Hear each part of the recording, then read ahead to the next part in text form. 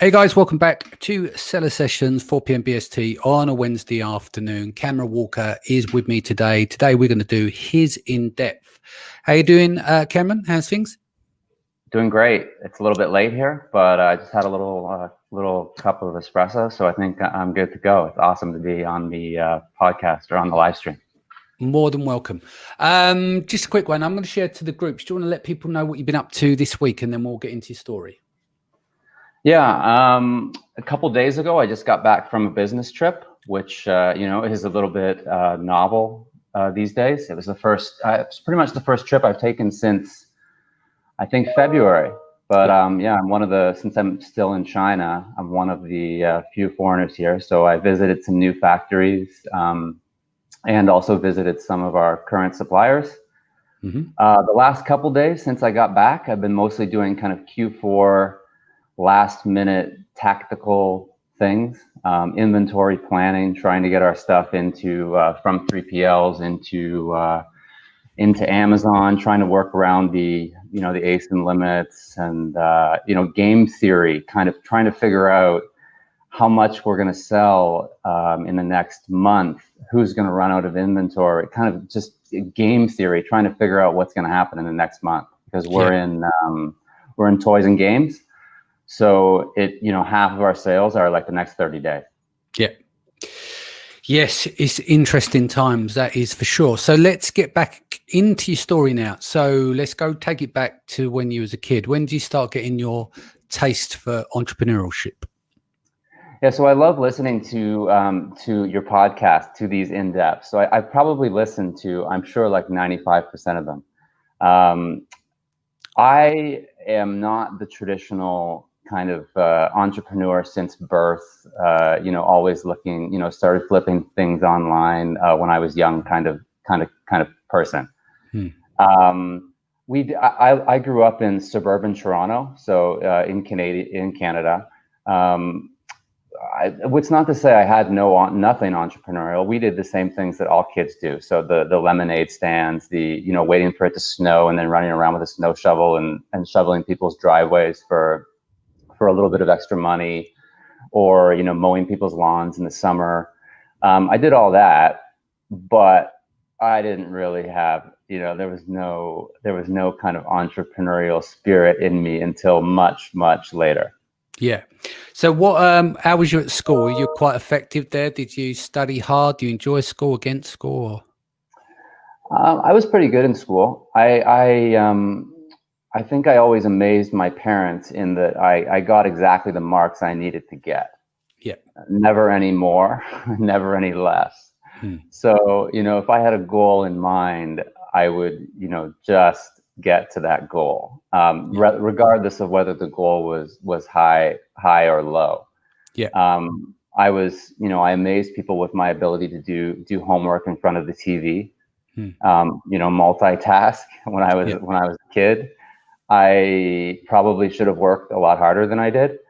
But, I wasn't, in Canada, I kind of, because I've lived outside of Canada for a long time. I think of Canada now, I don't know how Canadians will respond to this, but I kind of think of it as a country that produces, a lot of very normal people.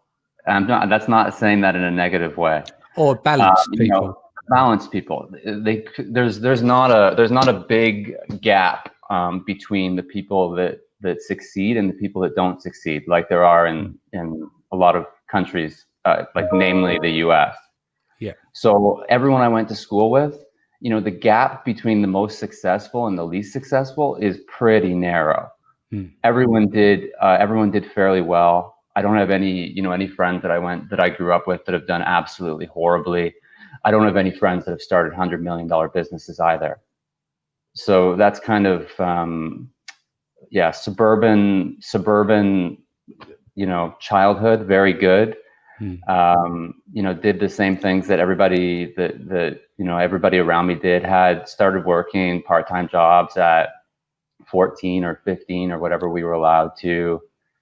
Pretty average childhood, but good. Yeah. So what do you think? Is it because of your peers and people around you? Like, it's interesting when you said you just done enough, right? So normally just enough isn't because you're, say, passionate about something, but did you excel in other areas? Like, did you do just enough because it was your parents that kept them off your back and it kept the school teachers off the back? Or was there any other reason for just enough, It would be really good if I had an answer that said that there was, and I had a great passion for something or other. Hmm. That's not the way I remember it. Yeah. I didn't find my passion until way later. But I you was found it. That's the key thing. Some people go through life and don't find the thing, or they may right. not search for it, but they don't find it, or they don't fight for it to get to where they need to get to. But you did. So your story changed later. It's just interesting trying to understand, like what you said, the place where you live, right? So there's no, the level of drive is different from one city to another. Like, so you live in the city or you live in suburbia, the people have different settings, don't they? Like, there's different speeds to life. Maybe that was a reflection of the people around you, is that you worked on a different speed than, say, being in Toronto versus Whistler. There's got to be two sets of characteristics. So maybe that's where the bar's set. What I found about entrepreneurs and with people I spoke with, a lot of people, I think, become entrepreneurs because they've got something to prove. Sometimes they don't know. Something is born out of their childhood. Something's happened, do you know what I mean? And it's set them on the path. Some of them do it because they want financial freedom, and maybe they're chasing money, and that is something that they want to do because they may think that makes them happy, etc.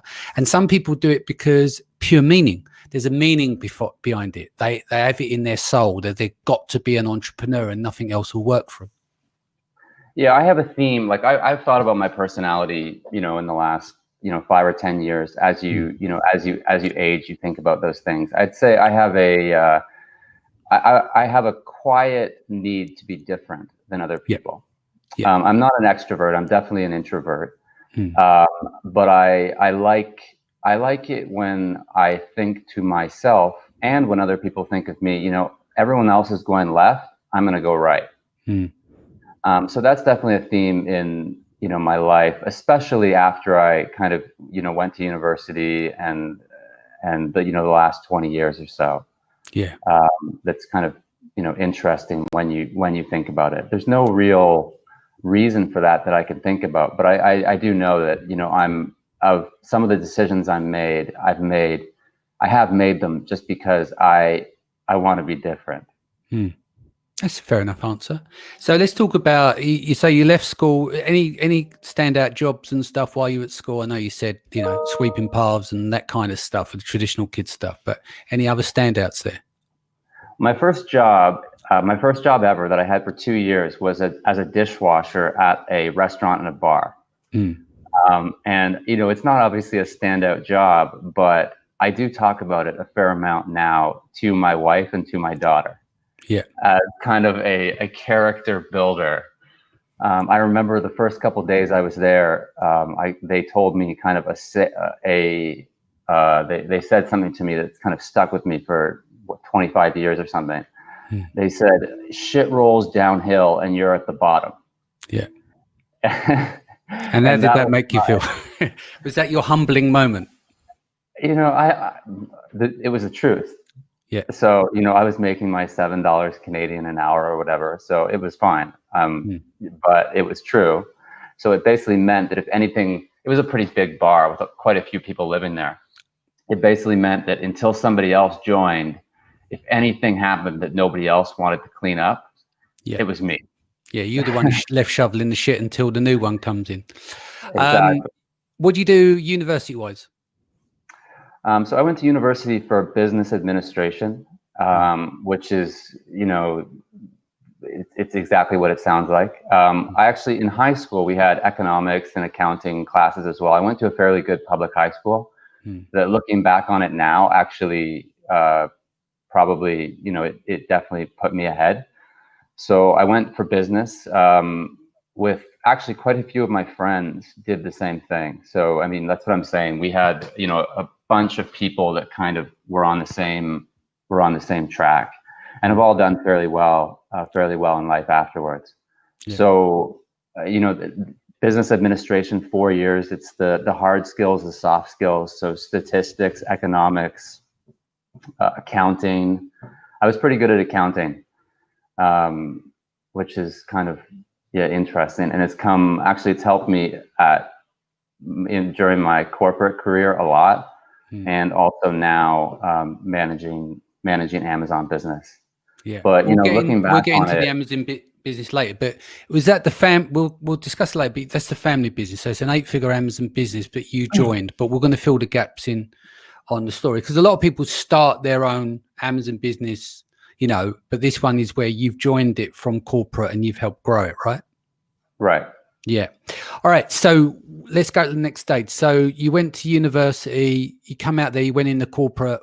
What was corporate like for you? For someone who wants to go right when someone goes left and want to be a bit different, corporate's quite structured, isn't it? So how did you fit into that? Well, there's a pretty big gap in between there, actually. So what happened was, after university, during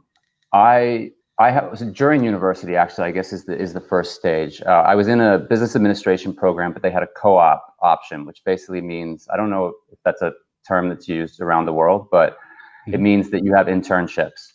Yeah. So I had 3 internships during university. First one was at Honda, which was, it was okay. Second one was at Goldman Sachs, and that was super lucky in hindsight, because it probably paved the way for it got my foot in the door in a lot of interviews. Well, just having that on your CV, it looks good, doesn't it? People pay attention. Yeah. Yeah. The funny thing is that it was basically in really low level IT at Goldman Sachs. They called it a telecom analyst, which sounds like I was analyzing stocks, but really what it was kind of when the traders' computers or email wasn't working, I went and I turned off their computer and kind of turned it back on. Yeah. So because that's 90% of IT problems are solved by basically restarting your computer. Yeah. So that job, I would say, it's a little bit more than that. I worked super hard. I got up at like 5:30 in the morning and was getting back at 10 o'clock at night. And I did meet a lot of traders and stuff like that. But that job was super lucky and kind of paved the way in the future. But after university, so I had 3 internships, and then after university, this is kind of what I was saying about everyone goes left, I go right. So all my friends were going off to Europe to go backpacking, which I think is, that's a big North American thing. Take like 3 months, a year out, whatever. Yeah. Right. Yeah. And go backpack around Europe.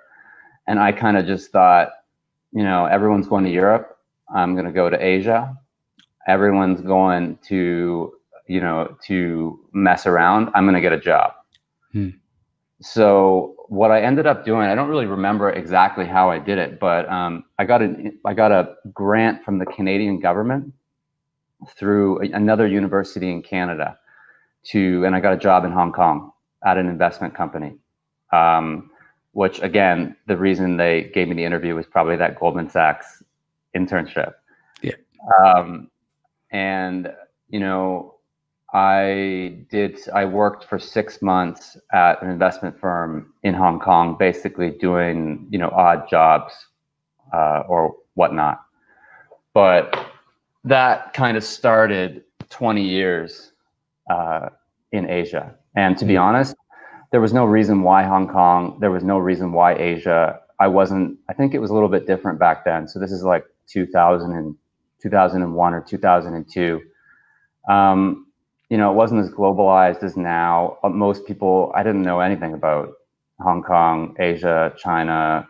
It was just totally random that I ended up there. So what happened with someone going from the suburbs to Hong Kong? Was that a big change for you? Yeah, it was huge. It's the fish out of water thing. And like I said, I didn't know anything. Like, I'll tell you, this is kind of embarrassing. This is wildly embarrassing, but that's fine. I remember embarrass myself on here every day, so don't stress. Yeah. Yeah. I remember flying to Hong Kong the first time. And it was one of those, kind of really clear nights, but with clouds. And if you ever fly in that kind of weather, basically what happens is you can't really see what's going on, but the plane kind of is flying in and out of the clouds, and the city looks very lit up in the night, and then all of a sudden you can't see anything and it's dark. And I remember my first reaction was, oh my God, what is up with this place? The power keeps going in and out in this city. What the hell? Where the hell am I going? Which, if you know Hong Kong, is like the total opposite of the way Hong Kong is. It's one of the most modern cities in the world. But I had no idea like what I was getting myself into. And so you settled into Hong Kong. Obviously, there's no rush to learn the language. Most people speak English anyway there, didn't they? So where did we go from here?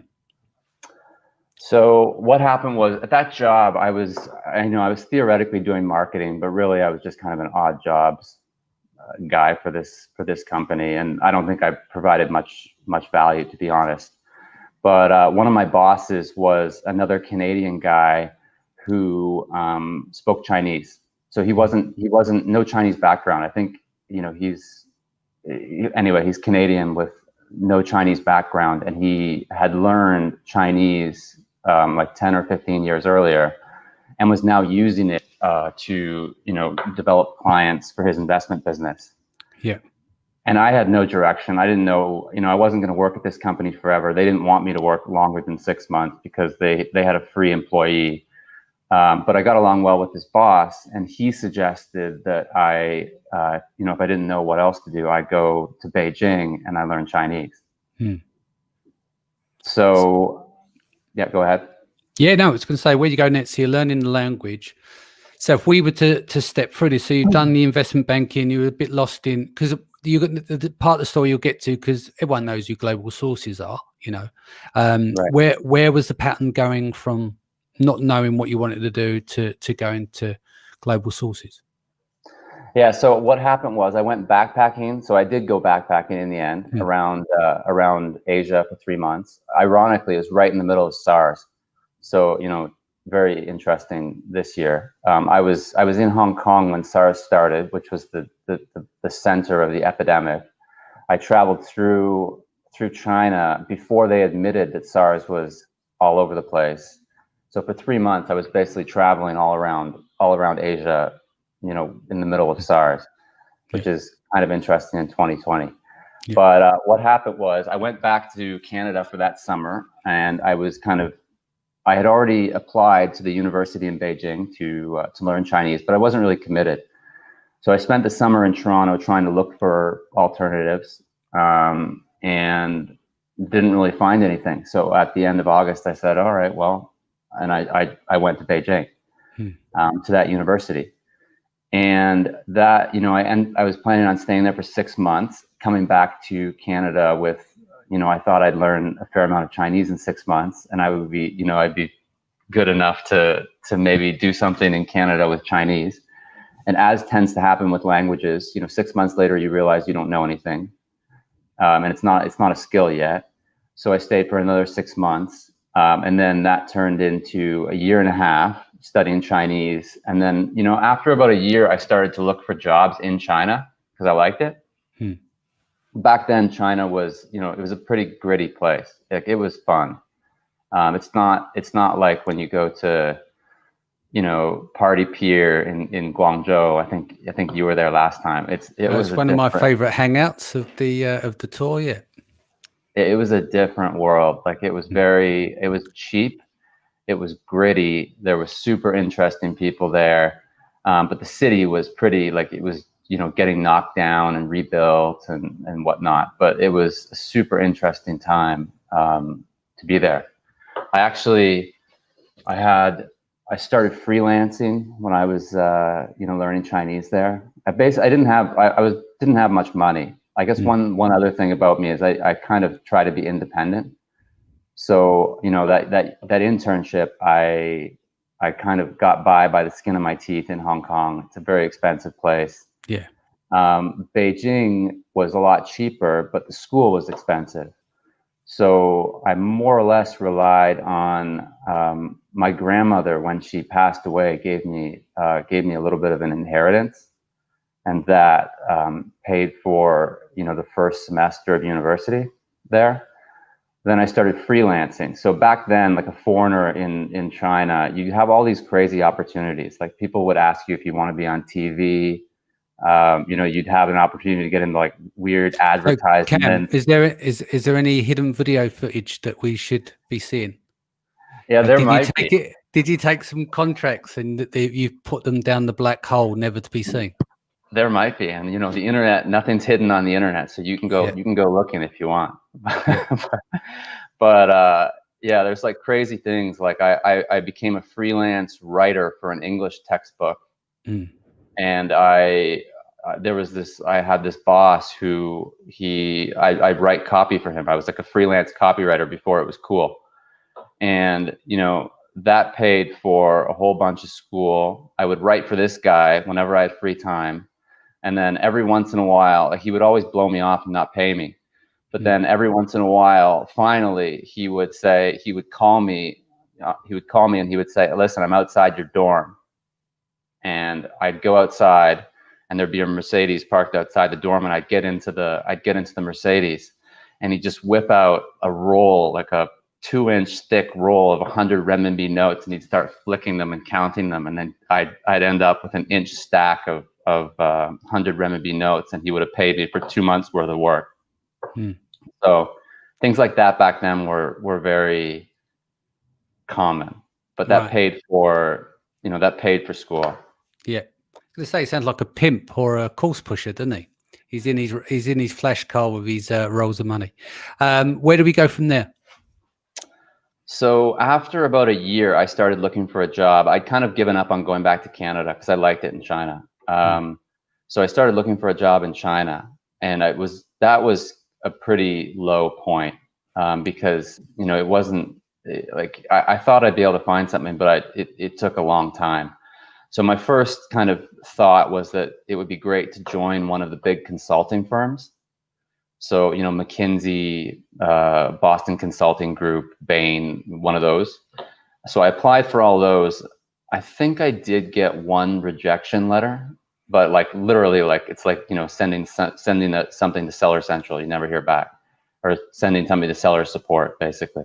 And what I discovered was there's just too many super talented Chinese kids that have gone to Harvard and returned to Beijing, and they speak, fluent English, fluent Chinese, and those are like, I have no chance, basically.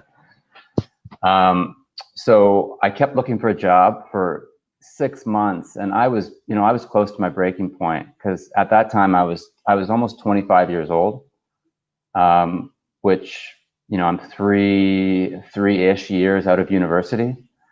And my friends have all been working for 3 years. People are starting to get promoted. People have master's degrees. And I wasn't in a degree program in China. I was just learning Chinese. So I have really nothing to speak of. And it looks like there's no job. And that's when I ended up, joining the corporate world with Global Sources. Yeah. So basically what happened was, my girlfriend at the time, she saw an ad in, monster.com in the US, which was a recruiting website or whatever, for a management trainee program at Global Sources. I think another friend actually pushed it onto me as well. But, basically I found out that Global Sources was looking for foreign management trainees. And the idea for everyone that knows Global Sources is, it's a trade show. It runs trade shows. It also had, at the time, had B2B publications, so magazines, and also an online product catalog. But there's two sides of the sourcing process. There's the foreign buyers, and there's the usually Chinese but Asian suppliers. And at a company like Global Sources, you want to have employees that are local Chinese, and you also want to have employees that are foreign, and you kind of want to mix them all together, so you can get people who have culture and also experience on both sides of that that trading. So Global Sources had a program where they would bring some foreigners into the Chinese sales teams. And they wanted these management trainees to get experience selling advertising, selling trade show booths, selling magazines and the online product to Chinese suppliers. So I went in for an interview for that job, and the funniest thing about that interview was, at the time I was still pretty poor. Like I didn't have any money, basically. I had whatever I was making at that English copywriting job. And I remember when I was in that interview, who later became my boss, he was reading my resume as he was talking to me across the desk. And he was holding up the resume like that. And written on the back of the resume, there was just one number, and it said 50,000. And I don't remember anything else about that interview, except thinking the whole time, is that the salary? Is that the salary? That can't possibly be the salary. I did fairly well at the interview, I guess. Again, I think Goldman Sachs, that internship really helped me. Yeah. And, all I remember thinking for the next 10 days is, number one, is that the salary? And number two, am I going to get this job? What ended up happening was I did get the job, and that was also the salary. What currency was that in? USD a year. Oh, it was in USD. Cool. Yeah. Yeah. So that took you out of poverty, not poverty, but you were on the breadline trying to scratch your way through. You spent 3 years watching your friends go on and do stuff. But how did that make you feel internally, though, as a man? Like, did you feel like you've been left behind and you couldn't get a break? Yeah. So on the one hand, it felt amazing. I felt like I'd gone from nothing to like $1 million.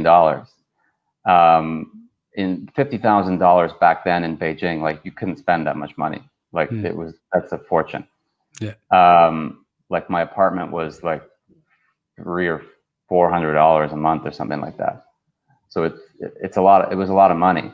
But I also remember thinking, my next thought was, holy shit, it took me this long to find a job. I better hold on to this one as tight as I possibly can. Yeah. I wasn't, as a child and also growing up until really I hit 30 years old, I wasn't an extremely confident person. Like I don't have a natural self-confidence. So my thought, was definitely, number one, that was super lucky. I'm super lucky. And number two, oh my God, I gotta hold on to this thing as hard as I can. Yeah. So did you double down then? Because you knew that it meant a lot to you. So what did you do in terms of growing inside the company?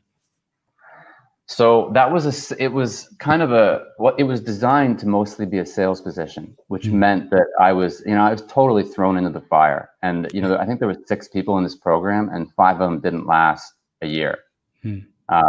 And basically what it meant was every day I would, get on the phone in Chinese and call prospects, cold calling prospects and trying to sell them advertising or trying to get meetings. And it's kind of awkward because, it's not normal for a foreigner to be calling these guys. Well, you're an introvert. You're saying that you're not confident, and there's not many people on the planet, confidence or no confidence, enjoys cold calling. I won't do it. I feel I'm quite a confident person, but I'd done it once back when I was we're going back 25 years plus. No, it's longer than that. I'm 45 next week. Yeah, I was 17 or so. It's the worst fucking job I had in the world, sitting there banging the phones, using back then before the Tinternet, using Yellow Pages. Awful. And I think this is why I spent a lot of time developing skills of inbound marketing and PPC, because the thought of phoning people one after another, that even then is soul destroying. You get your wins every so often, but when you go a few days without a win, that really does start to affect your confidence. So someone who's introverted like yourself, I can think that's kind of a tough gig. Yeah, I wasn't very good at it. I was one of those people that, I would take 10 minutes in between phone calls and try to make notes about what I was going to talk about, even though to kind of convince yourself that you're not ready to make the call when really you just don't want to make the call. Yeah. what saved me was my boss basically had me do a whole bunch of other project work, which made him look extremely good, which I was very good at. Yeah.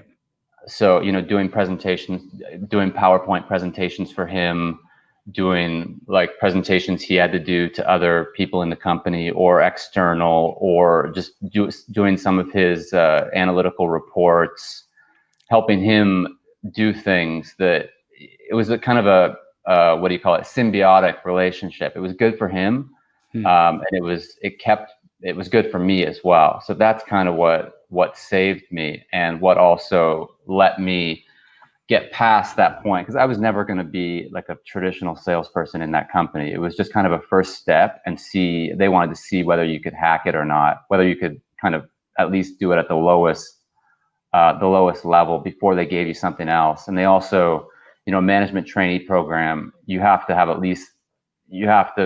a level of respect with the sales team. Indeed. So where did Amazon come into the fray?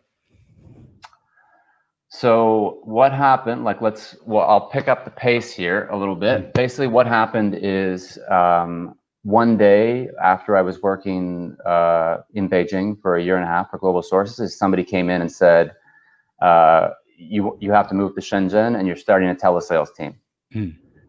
And again, you favorite, you got on cold calling, but so Global Sources was traditionally doing face-to-face sales, and they wanted to start a telesales team to reach remote areas and kind of whatnot. And I think they had asked like 4 or 5 other people to do it, and nobody wanted to do it because nobody thought it would work. And it was, Global Sources back then, the product cost like $7,000 US. So it wasn't a cheap product to sell over the phone. You're selling high ticket items purely over the phone. Tough gig. So nobody wanted to do it. I didn't have a choice. I moved to Shenzhen. I remember specifically telling them that, they were going to design a commission-based package for me. And I remember specifically telling them, I'm like, I don't need commission. Just give me my $50,000 US. You can add a couple extra thousand to it. I'm good. Like, I didn't think it was going to work either. I remember, I'd never managed people before. So I remember thinking I was a fake. And they're gonna figure it out quickly. And again, I better hang on to this as long as I humanly possibly can. And that started a 7-year career in telesales, believe it or not. So managing call centers. We had 20 people in Shenzhen after a year, and they wanted to scale that. So I moved to Xi'an, which is a city in central China, which is famous for the terracotta warriors. But it's also got a lot of universities, so a lot of young, talented new graduates as well. So people set up call centers there. Yeah. So I started a call center there with one of my really good kind of lieutenants from Shenzhen, just from scratch. And we built that within, I think, 2 or 3 years, up to, at the height of it, everyone in that building, it was about 800 people. Wow. So the guy who's introverted has now got a team of telesales. Did you still have to smash the phones yourself once you got there? No. So that's why it worked, to be honest. So I'm very good with, I'm fairly good with strategy. I'm good at looking at numbers. I'm good at doing planning. And both in Shenzhen and in Xi'an, what happened was, like I said, I had a couple good supervisors under me in Shenzhen, and I brought basically my top person with me to Xi'an, and the two of us together basically, started this team and scaled it. And I wasn't doing any calling. I was doing kind of the strategy. Who are we calling? What are we saying? What are we selling? How are we hiring? How are we structuring the team? All that kind of stuff, which is what I'm pretty good at. Yeah. And so where did Amazon appear in the distance? Like you said, you got a family business, you joined them. Did you get them onto Amazon themselves? Were they there and then you grew it? Yeah. So what happened was in 2014, I moved to Shenzhen again. I moved back to Shenzhen and took over one of the verticals that has a trade show. So I took over. Part of my job was the gifts and home trade show, which is every 6 months, or was every 6 months, in Hong Kong. Yeah. And in managing that trade show was basically where we came into contact with Amazon sellers.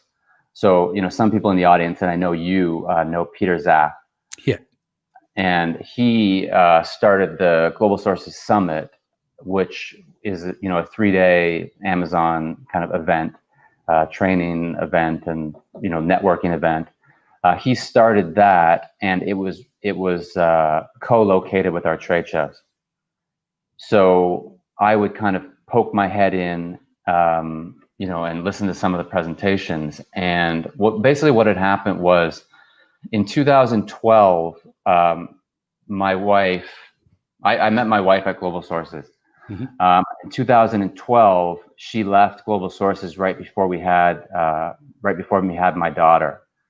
And what she did after she left and after we had my daughter is she started her own company, basically, and ended up, through a couple, chances of fate, she ended up doing high-end premiums contract manufacturing. So what I mean by that is, when you go into a car dealership and you see like a totally custom chair that looks like something from like a tire or something from a car, like custom, one-off, expensive premiums. She ended up getting into that industry. And so through that industry, she had a warehouse. She rented a warehouse.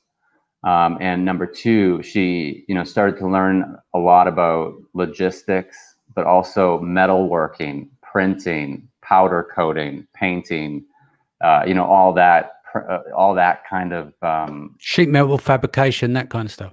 Yeah, like everything under the sun, and it was all one-off, including injection molding, silicone molding, like all that kind of stuff. And it was, it was super high stress, because it's not like something that you keep producing the same product and over and over. You're maybe making 10,000. You're getting the drawings. You're planning the entire thing out. You're making 10,000 of them. Then you've got it all figured out, and then it's on to the next project. So she was super stressed out, but also had a ton of experience. And what happened was, she went to that first Global Sources Summit, and she met with Peter, and Peter kind of sold her on that her skill set would be very valuable on Amazon. And I thought so too. So what I did after that summit was I talked to my brother-in-law in Canada, and I said, I think that my wife, Michelle, with her skills, and my brother-in-law, if the two of them kind of combined forces, East meets West, they could really do something incredible. And this is the birth of the family business then? That's the birth of the family business. So that was mid 2016. And you've got that to 8 figures since 2016. Yeah, barely. Like rolling right now, rolling 12 is, I think it just hit it. Yeah, it's good. Congratulations.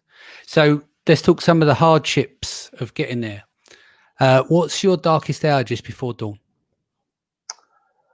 Well, it started off pretty, there's been lots of middle bumps. There hasn't been any total disasters, but I can tell you a little story right at the beginning that's kind of interesting.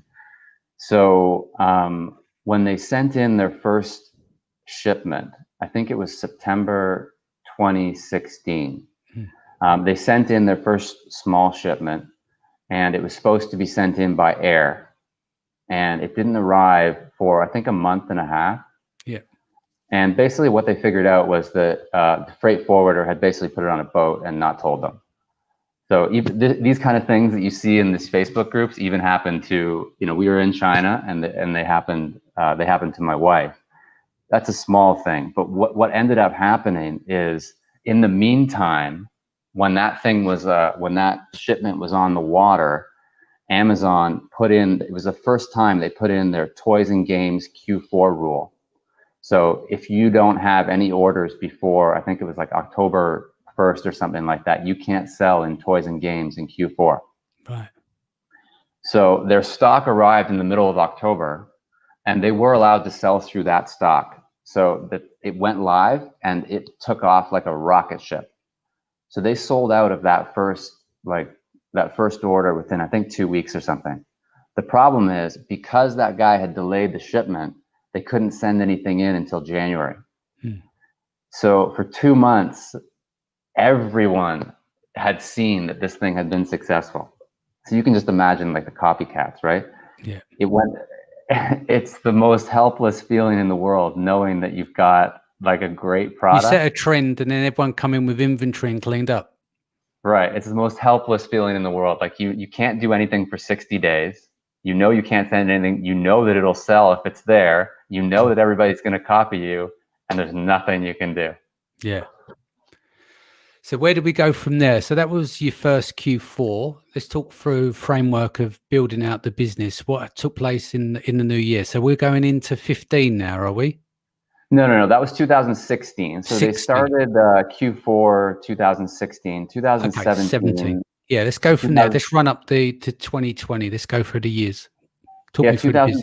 2017, they got their products back up in January and added a product line or two. And it took off pretty quickly. They toys and games Q4. So I remember it was doing $50,000 a month by February, I think. And then they had a pretty big month in December, like up to, I don't know, 400,000 or something. It went over $1 million in 2017. Yeah. So where did you join the company then? Were you already on board, left Global Sources by then? No, I left. I submitted my resignation to Global Sources basically the end of 2018.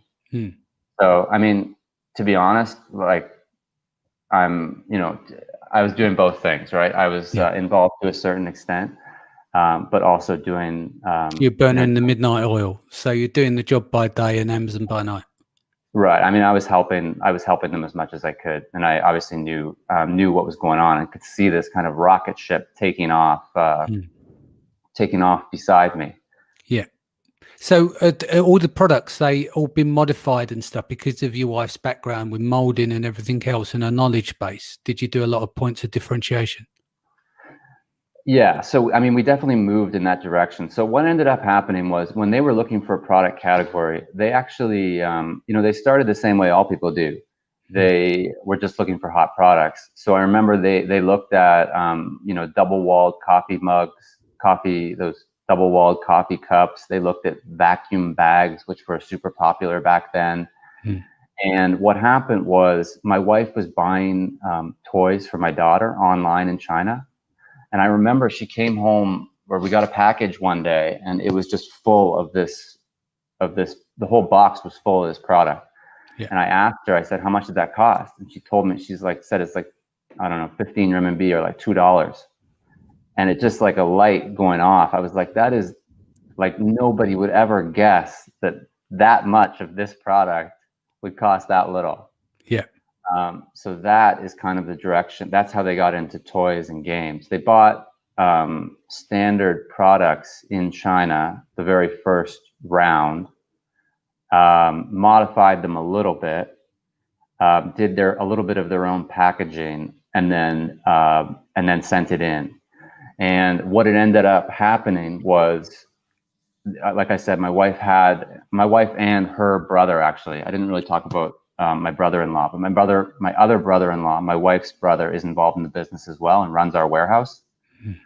And they have this warehouse, and we had this product. The factory didn't want to help us pack it. So we basically ended up doing the packaging ourselves, ended up hiring temporary workers and having them package the product for us. And, that got the ball rolling to where we realized that there was a business model that you could differentiate yourself, where basically you buy the components, you assemble them yourselves, you have very tight control over the cost, you have very tight control over the quality because you've got your hands on everything before it goes out the door. You've got very good control over the weight of the product, so you can get it right up to some of Amazon's 1 pound small standard limits. You've got really good control over the dimensions of the packaging, and basically fell into this business model that, to this day, it's pretty hard for others to copy. Yeah, because they don't have the setup that you do. So effectively, we're not talking about, working in packs and combining products together. You've got a bill of materials. You're sending in, getting all the components, putting them together and optimizing them pretty much live in your workshop to work out what doesn't, and to be the most effective in terms of dimensional weight and stuff like that. Yeah, we've got now if we look, we've got at peak season, we've got maybe 40 people packing stuff. We've got some of our products have components from 7 or 8 different places in them. We've got good relationships with packaging factories, outer carton factories, printing factories. So it's kind of a unique business model, but it's worked. And I see in our industry, I know you had a guest a couple weeks ago. I think it was Jake, right? Who does the wooden puzzle? Joe Jacks, yeah. Yeah, like when I heard him talk, he's got kind of a similar business model in China, where he's got a team here that has their hands on the product. There's some things that are similar there, and it really does help you separate yourself. Yeah. And so this a year we got up to what was towards the end of 2017-18. You'd hit your first million, but we're now at 8 figures. So what's been the road to get to 8 figures from your first million? We've been introducing 10 or 15 products a year for the last 3 years. I know I listen to your podcast quite a bit, so I think I've heard other people's failure rates. I think our failure rates, to be honest, are higher than most people. Yeah. Like we rarely lose money, but we've had some painful, 1 year drawn out kind of getting the stock down when we make big bets and they don't quite work out. Yeah.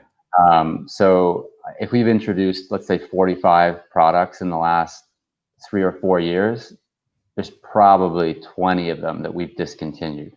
Wow.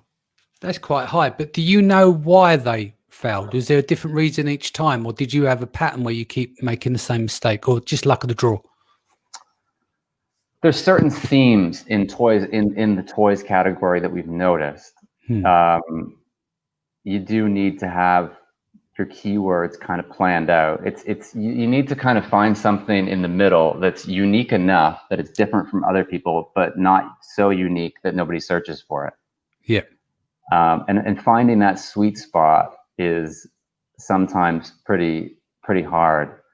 Well, we've had some products that we've introduced a new line, and as an afterthought, we've introduced one extra product to that line, and it's been that one that's blown up. That's happened multiple times. So now we've kind of learned that you do have to push a bunch out there and kind of see what people react to. See what sticks, yeah. Yeah, because we haven't been great at predicting this last year. We've had some good products for sure, but it is really tough to predict what's gonna stick especially when you're innovating. Like we generally don't just kind of copy whatever's out there, almost never anymore. First of all, I think it's boring. Like, part of the fun for me is that in this category, I can just play with stuff all day and tinker and tinker and tinker and kind of come up with new ideas. So we really try to come up with new and kind of novel products. The good thing is, if you do that, sometimes they blow up, and they become really big. The bad thing is sometimes they don't go anywhere. Yeah. So a lot of your problems that you had was low search volume. Yeah. So you didn't have the wealth of keywords there, or the depth of search terms to work from.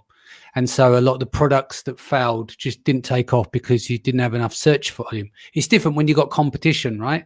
It's you against the competition. It's supply and demand. But when search volume's low, there's nothing you do, or there's not the right search terms for it where you're getting that customer fit to those search terms. It can be very difficult. Yeah, we also we rely pretty heavily on gift keywords for our sales. Yeah, which have Which got are a lower conversion rate as well. Because when yeah, someone so turns up like gifts for men, it's like a lottery, isn't it? And yeah, if one of those take off for you, it can kill it. I know people that trade off gift keywords, and they do really well, and they're good predictors and good pickers of products for those. But you can definitely fall between the store, and quite often your conversion rate's a lot lower because it's the element of surprise, isn't it? It's roulette. So you type in right. gifts for men, you don't know what you want to buy. There's not a buyer's intent. There's a buyer's intent for a gift, but there isn't a buyer's intent for your product. Your product has to resonate with a batch of people that search on that search term. And quite often those pages, the products are quite disparate. They're gifty, but they're all over the place. And it's just, will your magical product resonate with that gift keyword with enough of that audience who do not know what they want to buy yet? Yeah, exactly. We so that's a big thing. Like if we can get on those gift keywords, they'll fly. If you can't get anywhere near those gift keywords, it's tough. So now, like if I'm kind of game planning out new products, ideally you want it to fit in both. So you want to have the possibility that it will get into gift keywords, but you kind of also want to have a plan B. Yeah. So if it doesn't get into gift keywords, you want it to also work somewhere else. Well, you got to have keyword product market fit. So, for instance, you want to hit the fisherman over the head with a wet fish, and then gift keywords are a bonus because they're the ones that can be explosive. But without hitting the fisherman over the head with a wet fish, you're going to be in banging trouble because it then becomes a lottery, and you only find out once you've purchased a load of stock, delivered on the product. You're waiting for the reaction to take place. Exactly. So we've learned that one the hard way a couple of times. Yeah. So 2019, big jump there in terms of your turnover and like your revenue to get to our big jump was 2017 to 2018. And that was when we rocket fuel tripled basically. And that was new product lines that really worked in Q4. Q4 was like 2/3 of the sales or something, which we've managed to kind of make it a little bit more healthy year-round business this year. But back then it was really heavily focused on Q4, and when Q4 works, it works like crazy. So we had some seasonal products that year as well, some kind of Christmas themed products, which we tend to mostly stay away from now, especially during COVID, because it's hard enough to do if there's no ASIN restrictions, but with ASIN restrictions, that's just it's just a gamble. You might as well go to Las Vegas. Yeah. Any plans to exit at some point? We've discussed. I've talked to my wife about this, and we've also kind of discussed it internally. I think there's a lot of runway. I think there's a lot of runway. I also think that we have a unique approach that I think can be taken quite a bit further. Yeah. So at this point, no. I've actually thought previously about acquiring smaller other businesses and sticking them into our model. So the exact opposite, actually. Yeah. So like an aggregator, you roll them up into your current. Yeah, because you look for someone who's struggling with sourcing, or someone who I know I could cut that price in half just by sticking it into our existing warehouse model. Yeah. The problem is we don't have the bandwidth to do it, and things are going well right now. So have we basically my feeling now is I want it to be a sellable business for sure, but I don't want to sell it. Yeah. Or we don't want to sell it. So my background in, corporate accounting, managing a P&L, doing all that stuff.